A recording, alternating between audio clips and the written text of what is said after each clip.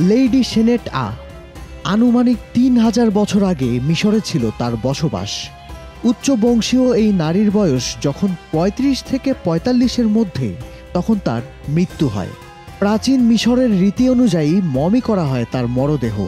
বর্তমানে যুক্তরাষ্ট্রের শিকাগোতে অবস্থিত ফিল্ড মিউজিয়াম অফ ন্যাচারাল হিস্ট্রিতে লেডি সেনেট মমি সংরক্ষিত আছে। তবে বিজ্ঞানীদের কাছে সবচেয়ে বড় রহস্য ছিল লেডি সেনেট লাশটিকে কিভাবে কফিনে ঢোকানো হয়েছে, কারণ এতদিন তারা কফিনের কোনো মুখই খুঁজে পাননি। প্রাচীন সভ্যতার নিদর্শন এসব মমি এতটাই অমূল্য যে তাতে কাটাছেঁড়া করা অনেকটা প্রশ্নের ঊর্ধ্বেই।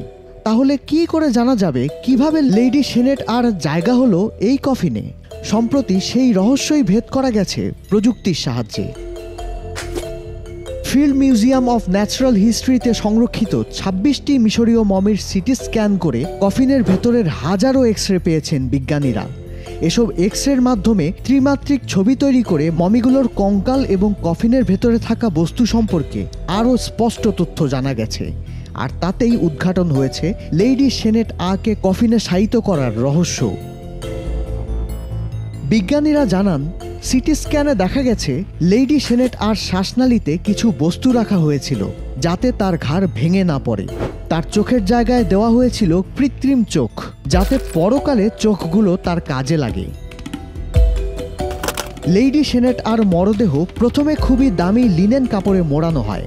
এরপর একে একটি কার্টনের মতো সুসজ্জিত কফিনে ভরা হয়। রহস্য হলো, কফিনের কোনো মুখ ছিল না, শুধু কফিনের পায়ের দিকে সামান্য একটু ফাঁকা ছিল। সে ফাঁকা দিয়ে লাশ কফিনে ঢোকানো মোটেই সম্ভব ছিল না। তবে সিটি স্ক্যানের পর মমিটিকে কফিনে ঢোকানোর পুরো প্রক্রিয়ার ব্যাখ্যা দিয়েছেন বিজ্ঞানীরা।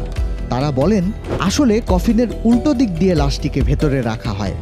প্রথমে মমি এবং কফিনটিকে দাঁড় করানো হয়, পরে আর্দ্রতার মাধ্যমে কফিনটিকে নরম করা হয় যেন মমিটিকে সহজে প্রবেশ করানো যায়। কফিনের পেছনের দিকটি সোজাসুজি কেটে মমিটিকে ভেতরে প্রবেশ করানো হয়। এরপর কফিনটি বাইরে থেকে সেলাই করে দেওয়া হয়। সেলাইয়ের ওপর এমনভাবে প্লাস্টার করে দেওয়া হয় যাতে সেলাই একেবারেই বোঝা না যায়। আর এভাবেই সংরক্ষণ করা হয়েছে লেডি সেনেট মমিটি। দেশ বিদেশের নানা অঙ্গনের নানা খবর পেতে ভিজিট করুন prothomalo.com/video। ফলো করুন প্রথম আলোর ফেসবুক পেজ এবং সাবস্ক্রাইব করুন প্রথম আলোর সবগুলো ইউটিউব চ্যানেলে। থাকুন ভালোর সাথে, আলোর পথে।